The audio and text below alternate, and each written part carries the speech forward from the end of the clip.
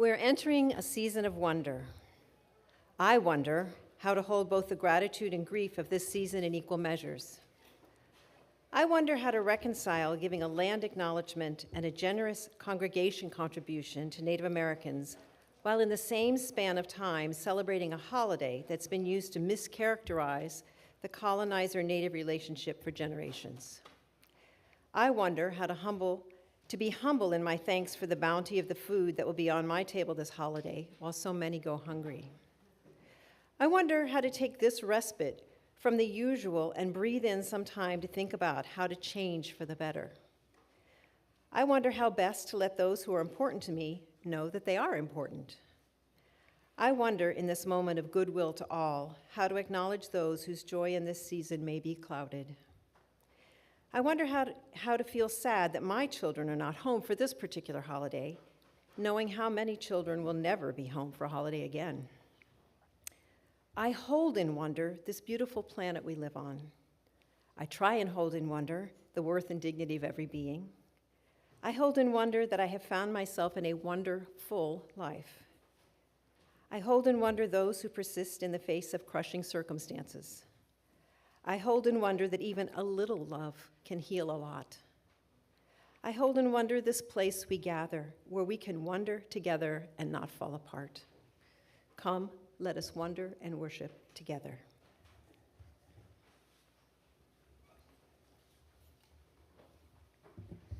Good morning. Salam alaikum. Peace of the morning to you and namaste. That which is sacred within me honors that which is sacred within you. Welcome to our annual holiday service celebrating Thanksgiving and Thanxgrieving. And if you've never heard about Thanksgrieving, you're going to learn about it in a little bit. We're glad that you're here. We're also going to be honoring the Transgender Day of Remembrance today, which is a day set aside to remember those who were murdered by our transphobic society through anti-transgender violence. So this may be triggering as it's traumatic for some, and if it is triggering at any point in the service, you're always welcome to step outside into the courtyard for some fresh air and sunlight and some piece of that space. We also have some pastoral associates here this morning. Are any of the pastoral associates in the sanctuary? If you are, could you raise your hand? I don't see. I think they're setting up for the craft fair. Who am I missing? Gretchen's up here. Oh, here's one, Linda and Gretchen and Cheryl. So if you've seen anyone and Denise raising their hands, they're all available to provide a ministry of presence if anyone's having a difficult time in the service. So my name's the Reverend Jeremiah Lal Shabazz Callanday, and I serve this historic congregation as its developmental minister. I'm joined this morning by our incredible music ministry under the direction of Sonder Choi and Ryan on the piano, as well as Chloe and Javon, and who else is with us today? Keon and David. So everyone's here this morning. And if this is your first time joining us, or if you're new to our community, we invite you to stay after for our coffee hour and special craft fair today to meet with folks at the visitors table where you can ask questions and learn more about our community. We open this morning's service with the lighting of our chalice with these words from one of the originators of the Thanxgrieving tradition, also known as Thangs Taken, by the bisexual, queer, mixed heritage, Sufi sheikh and heart friend of me and many leaders of our community, Peer Dr. Ibrahim Abdulrahman Farajaje, or as we simply knew him as Baba.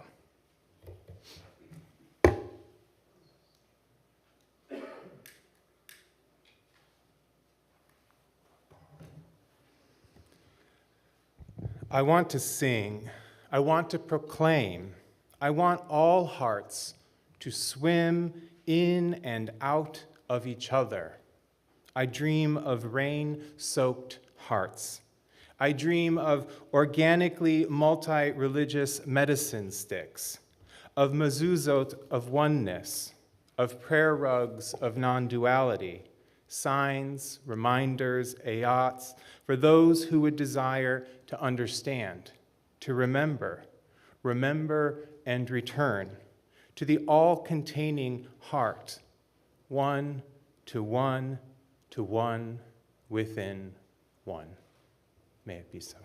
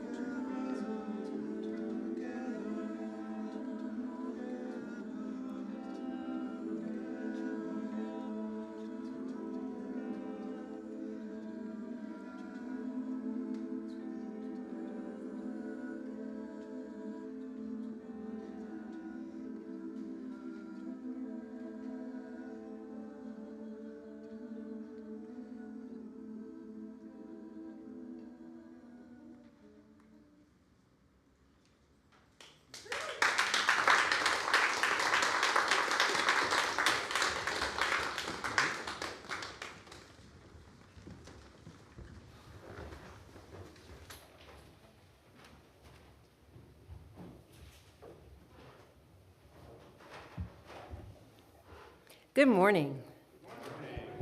It's tall.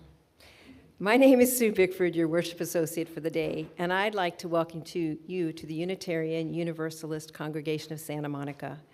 We're so glad you're here with us today, whether in person or virtually via video or live stream.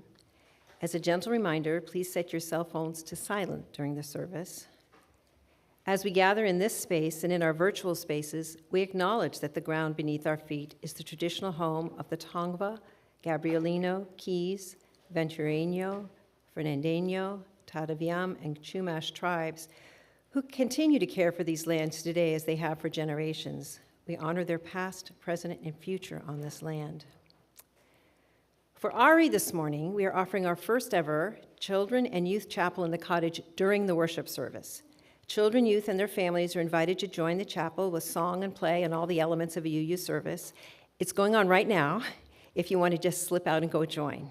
There will be no time for all ages in the sanctuary today. Unitarian Universalism is guided by principles that affirm the worth and dignity of every person. We don't adhere to one creed or dogma. Our principles encourage an individual search for truth and meaning. We honor the wonder of existence and believe that we are all connected to each other and to the interdependent web of life. Our beliefs are drawn from scripture and science, nature, philosophy, personal experience, and ancient tradition. We are an open, affirming, and welcoming congregation, diverse in backgrounds, identities, spiritualities, and philosophies of life. We are united in our desire to create an inclusive, beloved community, to live the principles of our faith, and to serve the wider world. May you find comfort, camaraderie, and inspiration here. Announcements. There is so much happening today.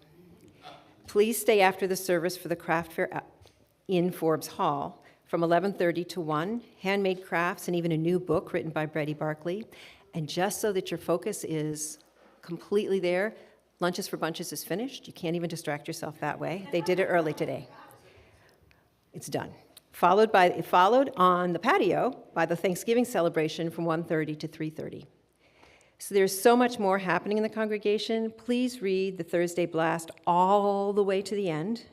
Click on the links that explore our website, and I especially encourage you to click on the housekeeping link on the Thursday Blast, which some of you may never have even noticed. There's a crazy amount of information hiding there, including how to sign up to donate flowers for Sunday morning. Please rise in body and our spirit and join in our opening hymn, followed by our covenant and hymn of praise. Yeah, I thought we were doing that after we were doing...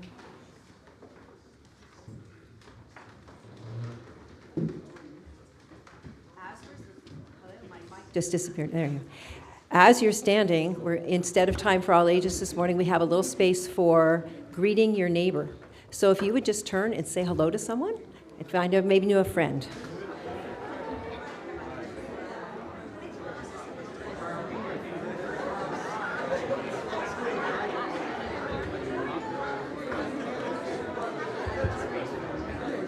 Hello, how are you? Good.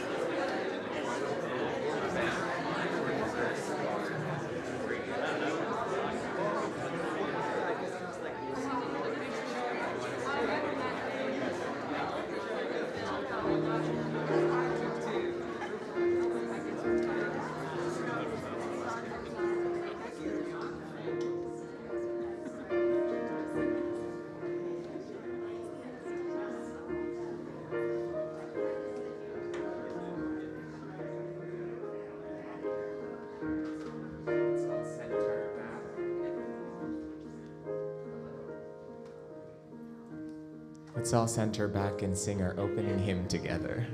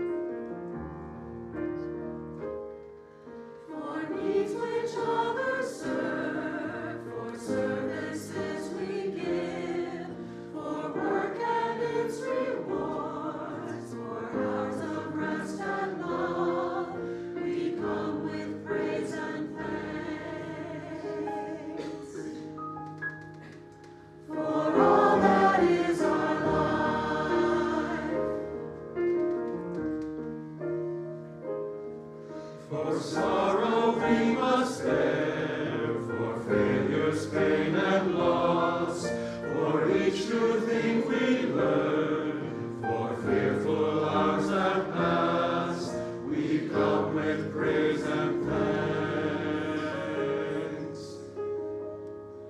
For all that is our life, for all that is our life, we sing our thanks and praise.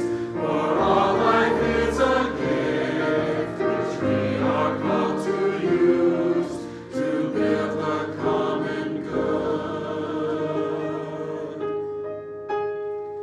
and make our own days glad.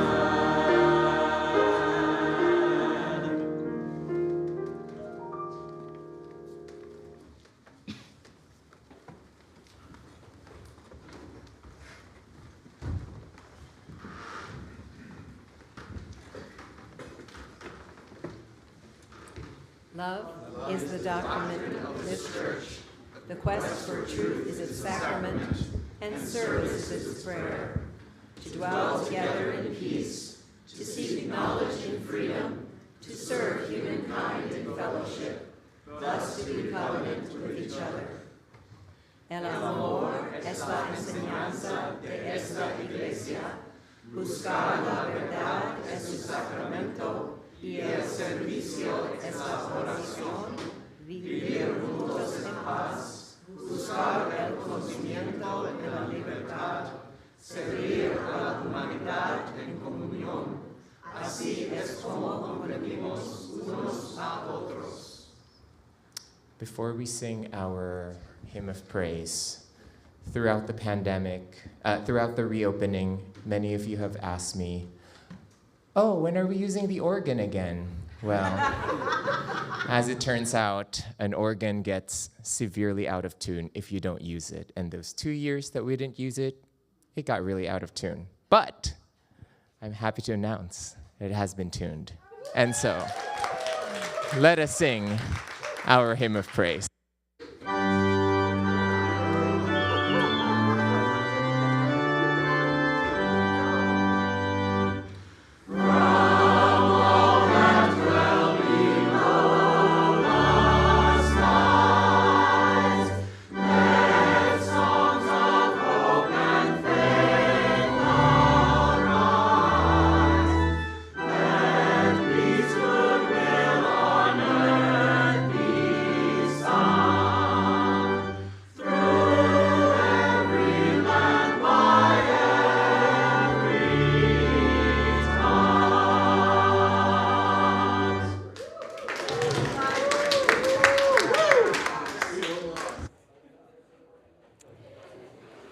If you have a donation for the Westside Food Bank, we ask that you bring it forward, place it in our basket at this time. We've been partners in collecting food for the Westside Food Bank for many years. If you would like to donate food, please bring items they use in large quantities like pasta, pasta sauce, juice, granola bars, protein bars, breakfast cereal to our collection basket each week. Our service to the world can be embodied right here each Sunday. All people, young people and adults, are encouraged to give. We now receive this morning's offering for the Westside Food Bank. And you can bring it up, but there's going to be no time for all ages at this point. It's now Jeremiah.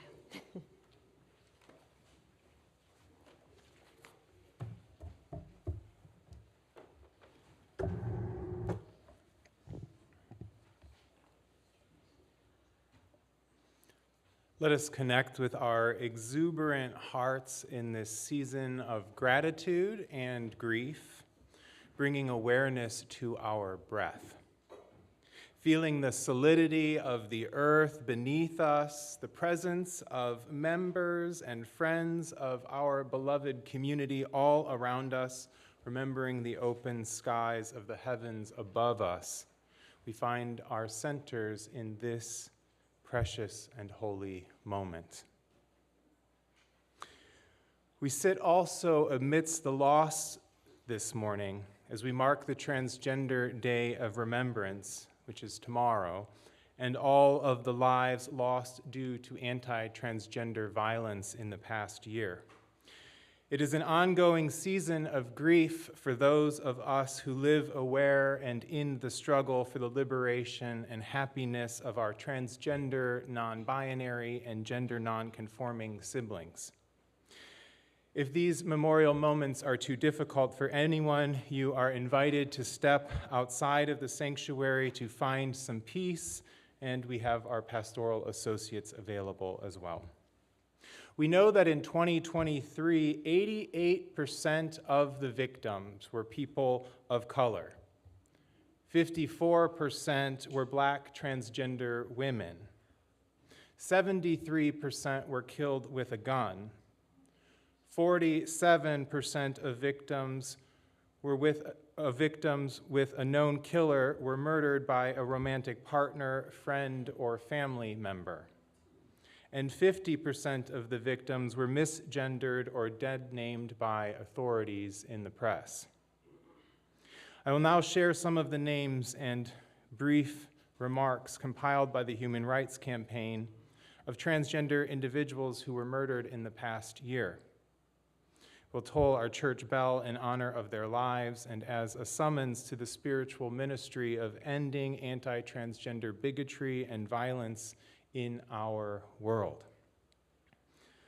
Lakendra Andrews, a 26-year-old Black transgender woman from Shreveport, Louisiana, was the founder of a nonprofit. According to PGH Lesbian Correspondence, Lakendra was interested in cooking, drawing, dance, baking, and music. She was a fan of Nicki Minaj. Lakendra was fatally shot on April 29, 2023 in Dallas, Texas. Initial reporting misgendered Lakendra. Lisa Love, a 35-year-old Black transgender woman, was described as a friend as funny, smart, beautiful, and a breath of fresh air to this world. Lisa's cousin remembered her as an all-around good person who did not deserve this. A loving, caring, free-spirited person, always smiling and laughing. Lisa was fatally shot on October 17, 2023, while walking home from a friend's house. An investigation of the shooting is ongoing. Lisa's family members believe it was a targeted shooting. Dominique Dupree, who is also known as Dominique Palace, was a 25-year-old Black gender nonconforming person from Gary, Indiana, who operated companies including Private Protection Division, LLC, and Hondo for Lawn Care and Snow Removal, LLC. Tragically, Dominique was fatally shot in Chicago on October 13, 2023. Homicide detectives are currently investigating. On social media, several of Dominique's friends and family members expressed their grief and condolences. Cheryl and Marjorie was a 35-year-old Latina transgender woman and drag performer who one friend remembered as the best impersonator in Tijuana. She was beloved by her local LGBTQ+ community in Albuquerque, New Mexico, where she was killed on September 17, 2023. A suspect, Sherilyn's former intimate partner, has been charged with her murder. Banko Brown was a 24-year-old Black trans man who is remembered as being brilliant and as someone who made everyone laugh. The co-executive director of the Young Women's Freedom Center, where Brown was working as a community organizing intern, said Banko made friends easily and connected deeply with others. On April 27, 2023, he was killed by an armed security guard in San Francisco after an altercation with an armed security guard at a local Walgreens store. Ashley Burton was a 37-year-old Black transgender woman who was described as a courageous fighter by her cousin. Her brother Patrick praised her authenticity as a trans woman, saying, "The way my sibling moved in life, it was take it or leave it. This is how I am. You can respect it or neglect it, but Ashley put it out there and let that person know. It's not going to be a secret." Ashley was killed in Atlanta, Georgia on April 11, 2023. Tortuguita, a 26-year-old indigenous, queer, and non-binary environmental activist and community organizer who is remembered as radiant, joyful, beloved community member who brought an indescribable jubilance to each and every moment of their life and fought tirelessly to honor and protect the sacred lands of the indigenous places. They took great joy in caring for each and every person that they came across. Tortuguita was shot and killed by Georgia State troopers in Atlanta, Georgia on January 18, 2023, during an ongoing protest along other self-described forest defender protesters against a proposed 90 million 85-acre police training facility deemed Cop City by activists. Can we please ring our church bell in honor of the deceased?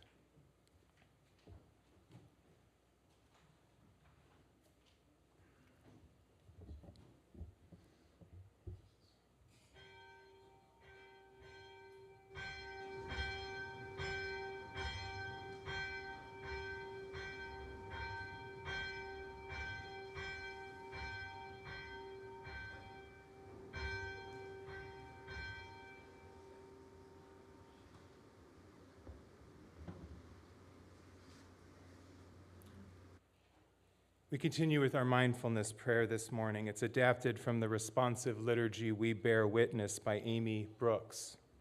You're invited to participate by offering We Bear Witness after each affirmation. We people gathered here today on the quest for truth and meaning. We bear witness to the record of human lives extinguished simply because these people dared to live authentically. We bear witness to the lives and reported deaths of transgender people globally so far. We bear witness to the lives and reported deaths of transgender people in the United States this year so far. To the unreported ones, uncounted ones, unnamed ones, whose lives and deaths will only ever be known by the universe. Against closed-minded ideologies that excuse evil acts in the name of religion. Against systemic power structures that treat transgender, genderqueer, and non-binary people, particularly those who are people of color, as being anything less than human. On this day, we who are queer folk and allies gathered together uphold the first principle that speaks to the inherent worth and dignity of every person. For those transgender, genderqueer, and non-binary people who are gathered among us today. For those who are allied to the cause of protecting our transgender, genderqueer, and non-binary siblings. For those who exist boldly, unapologetically in public space as fully authentic transgender, genderqueer, and non-binary people. These remembered deaths have not gone unnoticed by us. Sacred, transgender, genderqueer, and non-binary lives do not go unnoticed by us. Let us meditate now together for a few brief moments in the silence.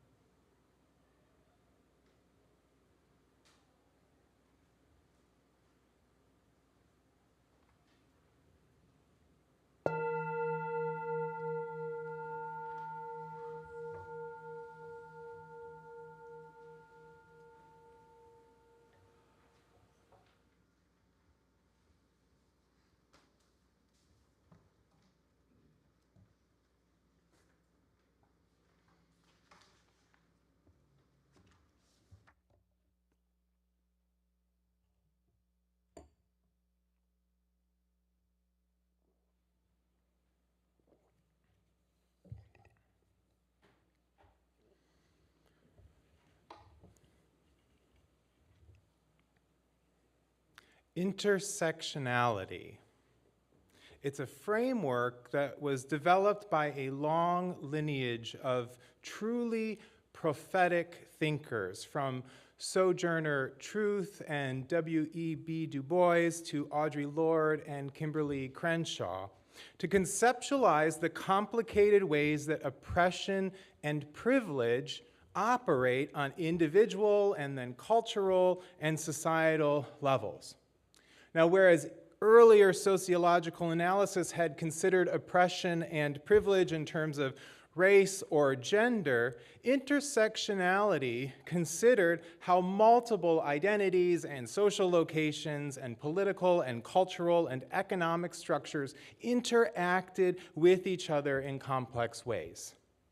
Instead of reducing consideration of such realities to a single factor, intersectionality inquired as to how a multitude of factors such as race, gender, age, disability, sexual orientation, gender identity, religion, body type, and social class interacted with each other in the experience of the individual and social groups, and also in the structuring of society. Whereas social activists such as Henry David Thoreau challenged people to simplify in their lives, intersectional activists like Ibrahim Farajadeh challenged people to complexify as they thought to understand the world. Our own Intersectional Anti-Racism and Anti-Oppression Commission was established here in our congregation to help us to learn, to feel, to think, to act, and reflect in intersectional ways. Beloved Conversations, Widening the Circle of Concern, and the Mistakes and Miracles Common Book Read are all efforts to help us think and act more comprehensively and creatively. This is all in service to the soul work of dismantling white supremacy culture, which privileges white people and harms BIPOC people, and other oppressions like the cis-heteropatriarchy, which privileges cisgender and heterosexual people and harms queer people, or ableist supremacy culture, which privileges the temporarily able-bodied, healthy, and neuronormative, and harms disabled, ailing, and neurodiverse people. Now, Thanxgrieving was first celebrated in the very bleak years of the HIV/AIDS pandemic by mixed heritage, multiracial, indigenous, and queer people as an intersectional holiday that acknowledged the painful legacies of settler colonialism and the genocide of indigenous people, as it celebrated and offered gratitude for the resiliency of the oppressed people who face discrimination, bigotry, and violence by dominant groups. It's a holiday that I first began to honor when I was a young seminarian at the most progressive theological school in the country, and we were working to hold space for the stories that didn't get told at the Thanksgiving holiday, the legacies of the forgotten and the purposefully erased, and the voices and presences of those still living on the margins. Thanksgiving was inadequate when we considered the whole spectrum of experiences and the complicated and often brutal histories that the dominant groups tried to whitewash and supplant with their own supremacist narratives. My beloved Sufi sheikh and late heart friend put it this way: here was our dilemma: gratitude for all that Ar-Rahman, the compassionate one, had given us. Gratitude for the gifts of our mother, the earth. Sorrow for the dead and dying. Remember, this is in the midst of the HIV/AIDS pandemic. Anger at the government's inaction in face of the HIV pandemic. Anger at how racism, classism, economic injustice, immigration policies, lack of health care, sexism, prison industrial complex, militarism, lack of housing, imperialism, erotophobia, disappearing people with disabilities, transphobia, homophobia, continued abuse of First Nations and Native American sovereignty rights, AIDS phobia, apartheid AIDS, conspired to make it okay for the most incredible people to die, without anyone seeming to really care. And what about all of those forgotten? They never really were forgotten. People who built up the Americas, indigenous people, brown people from all over the earth, poor white people. This was not just a seminar-induced dilemma. This was a real-life problem. How was it spiritually possible to hold all of these things together? Ibrahim Baba explored this dilemma with his beloved friend and fellow ACT UP activist John Paul Hammond. We talked about this and cried and laughed and cried and laughed. John Paul whispered into my ear the word that held it all: Thanxgrieving. We give thanks for the multiple blessings. We express our gratitude for all things, and we grieve land stolen from people, not being in right relationship with the earth, living in intersecting oppressions, end quote. And so this intersectional holiday was born, and we've included it here in our holiday celebrations each year of this developmental ministry as we expand our hearts to encompass the experiences of our ancestors of blood and spirit who learned to face all odds and survive in the midst of it all. Thanksgiving is a gift we can choose to receive each year from our Black, brown, indigenous, and queer ancestors, and it can help to keep alive the spirit of resistance and the wisdom of intersectionality alive despite the threats of the lethal supremacy cultures that surround us and are always inviting us to partake of their simplistic explanations, their voluntary amnesia and exploitative ways. Dismantling Racism, a workbook for social change groups by Kenneth Jones and Tema Okun, is one important resource we've utilized in developmental ministry to deepen our analysis of how supremacy cultures function and can be dismantled and replaced with healthy, multicultural environments that undergird wholeness and help us to advance liberation for those experiencing the harmful impacts of white supremacy culture and other oppressive systems. Last year, we considered 3 characteristics of white supremacy culture in organizations and the antidotes that encourage transformation into this space that's multicultural and better able to really appreciate and embrace the diversity that exists in our communities. We considered the characteristics of perfectionism, a pervading sense of urgency, and either-or thinking last year. Now, our congregation has really evolved in some amazing ways in the past couple of years as we've released these ways of being together to create a more spacious and inviting way of being together. This community as a whole isn't being harshly critical or finding itself in a constant state of unending urgency. And when opportunities have arisen for the community that could have led to polarization and the often toxic either-or thinking, our community said, "Thanks, but no thanks," and avoided what could have been harmful and destructive.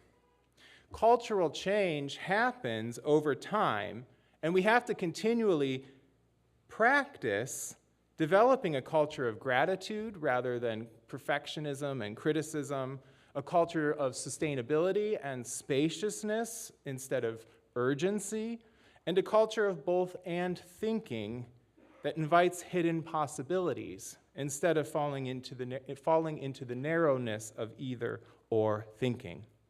Today, I'd like to invite us, in light of the holidays, to consider 3 more characteristics of white supremacy culture identified by Jones and Okun and their corresponding antidotes. The first of these characteristics is a culture of good old-fashioned, or perhaps not so good, pull yourself up by your bootstraps individualism. Now, situated in the broader economic capitalistic culture driven by fierce competition where winner takes all with little or no regard for others or outcomes beyond profit, and situated in a broader religious culture that was driven by the quest for personal salvation it's easy to see how capitalistic supremacy, Christian supremacy, and white supremacy all operate together, reinforcing each other in subtle and explicit ways. Our own free-thinking tradition imbibed these cultural traditions, but modified them some. Our first principle, after all, is the inherent worth and dignity of every person.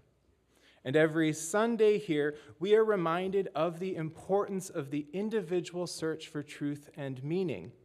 Even though that isn't actually one of our principles, it's a free and responsible search for truth and meaning. And this kind of evidences how culture sometimes impacts us in ways that we're not even aware. While our new proposed UU value statements that will be considered for adoption at our next General Assembly don't list the values in a specific order, they propose centering interdependence as a value and perhaps tucking the inherent worth and dignity of every person into the middle of the value statements instead of as the lead statements. This was done because those working on renewing our orienting liberal religious sentiments recognized that individualism had often taken hold in unhelpful ways in our congregations and had served as a barrier to working more effectively together as an interdependent religious movement. Now, individualism shows up in white supremacy culture in the following ways. Little experience or comfort working as part of a team. People in the organization believe they are responsible for solving problems alone.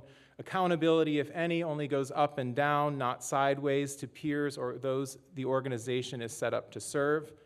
Desire for individual recognition and credit leads to isolation. Competition is more highly valued than cooperation, and where cooperation is valued, little time or resources are devoted to developing the skills and how to cooperate. And this all creates a lack of accountability as the organization values those who can get things done on their own without needing supervision or guidance. And this is connected to perfectionism, the belief that if something is going to get done right, I have to be the one to do it. And lastly, there is little or no ability to delegate work to others. Now, the antidotes to individualism that the authors identified include naming teamwork as an important value in your value statements, making sure the organization is working towards shared goals and people understand how working together will improve performance. Evaluate people's ability to work in a team, I love this one, as well as their ability to get the job done. Make sure that credit is given to all those who participate in an effort, not just the leaders or most public person. Make people accountable as a group rather than individuals. Create a culture where people bring problems to the group, such as in staff meetings, instead of just reporting activities. Evaluate people based on their ability to delegate to others. Evaluate people on their ability to work as a part of a team to accomplish shared goals. Now, we made a lot of progress moving from what our developmental ministry objectives had named as being a me church to a we church. Our leadership development course last year, our Right Relations Covenant, our refreshed bylaws and policies, which have interdependence as a guiding value, theme-based ministry, which helps us to be on the same page, reflecting together each month, our use of teams, task force, commissions, and committees to lead change, and the mission and vision renewal work we are embarking upon this year are all helping us to change culture such that we especially nurture interdependence and community responsibility instead of just individual egos and personal agendas. I think there's still some room for growth, especially in terms of delegation and our capacity to evaluate effectiveness of individuals partially upon their abilities to work collaboratively. This is really about creating a culture that includes communitarian, one might even say socialistic, values in addition to valuing the inherent worth and dignity of every person. Second characteristic of white supremacy culture, don't worry, the second and third aren't as long as individualism. The second characteristic of white supremacy culture, which is deeply related, however, to individualism, is power hoarding. It shows up in organizations as little, if any, value around sharing power. Power is seen as limited. There's only so much of it to go around, so you better get yours. Those in power may feel threatened when anyone suggests changing how things should be done in an organization. They may feel suggestions for change are a reflection on their leadership. Those with power don't see themselves as hoarding power or as feeling threatened. Those with power assume they have the best interests of the organization at heart and assume those wanting change are ill-informed. Now, the antidotes to power hoarding that are advised include naming power sharing in our value statements, discussing what good leadership looks like and make people understand that good leaders develop the power and skills of others, understand that change is inevitable and challenges to leaders can be healthy and productive, and to make sure that the organization is focused on its mission. Now, in my assessment, we've learned to function with, not only have we learned to function with more interdependence as a congregation, we've also learned to share power, which we call sharing the ministry of the congregation. We instituted a committee on shared ministry to help us identify how we can better spread the power and love of our community through all of its various systems and structures. We've embraced leadership development as a function of the nominating committee to help us cultivate new leaders to share power with our senior leaders. The community has embraced change and challenge by entering into this long period of developmental ministry to propel transformation through openness, learning, and relationship. And this is really all about creating this culture of shared ministry. The last characteristic of white supremacy culture we will consider today is one we've probably all been taught in our schools, workplaces, and broader cultural context. Progress is bigger, more. I'll say that again. Progress is bigger, more. Progress means that we're getting bigger and there's more of it. Jones and Okun write that it is observed in systems of accountability and the ways we determine success. Progress in an organization which expands, adds staff, adds project, or develops its ability to serve more people regardless of how well they are serving them, gives no value or even negative value to its costs, the cost of bigger and more. For example, increased accountability to funders as the budget grows, ways in which those who we serve may be exploited, excluded, or underserved as we focus on how many we are serving instead of the quality of service or values created by the ways which we serve.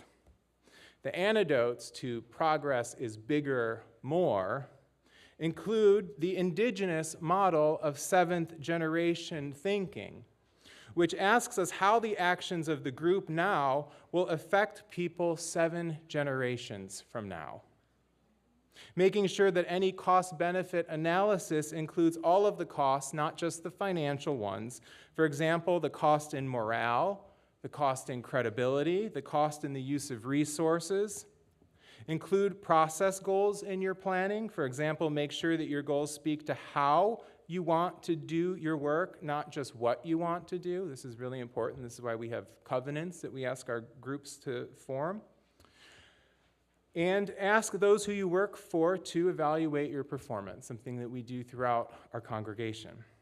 I think we do sometimes still fall into this cultural tendency when we think that greater numbers are always a measure of success, be those financial, new members, attendance, participation, etc., instead of considering the process that helps us to arrive at those realities or the experiences of those who are counted among those numbers. Progress can sometimes look like being a smaller but healthier church.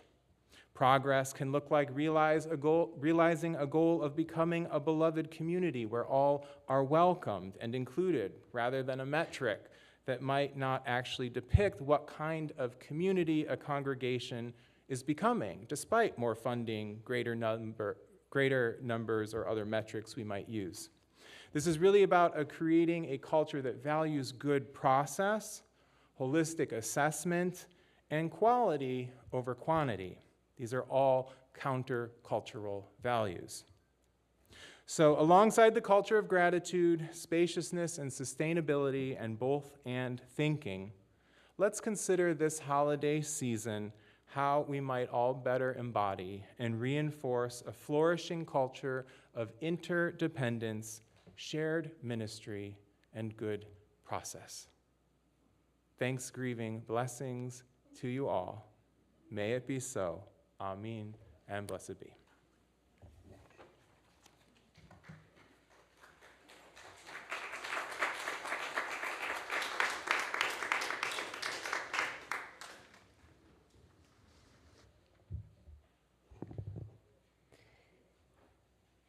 This is the time of year that invokes our often misguided images of Native Americans where we relegate them to an incorrect historical past.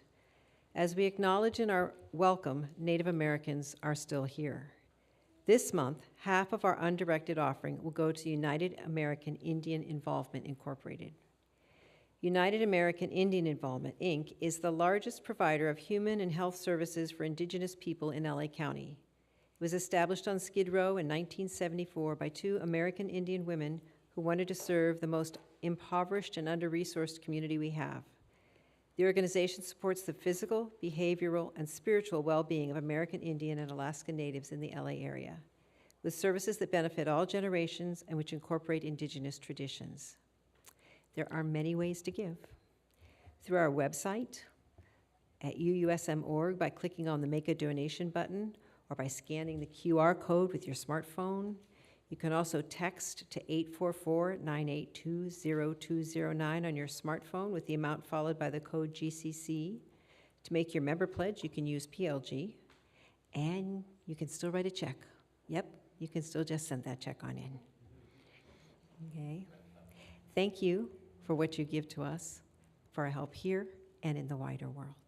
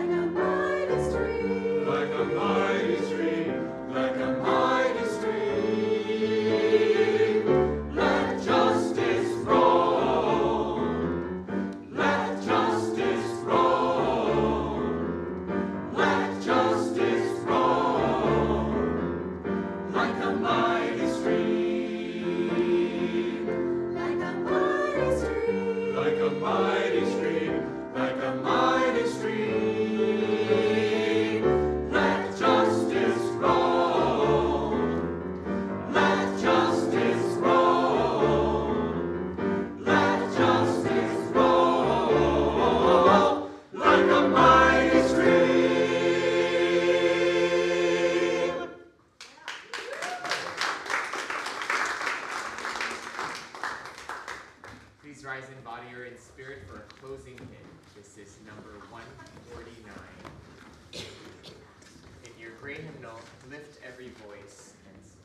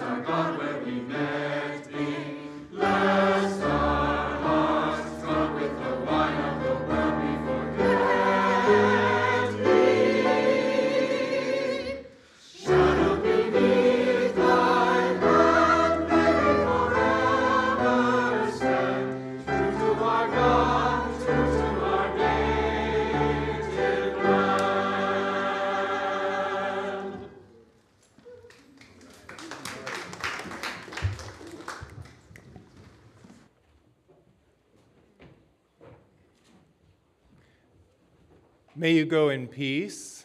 May you hold fast to that which is good. May you return to no person evil for evil. But may you strengthen the faint of heart.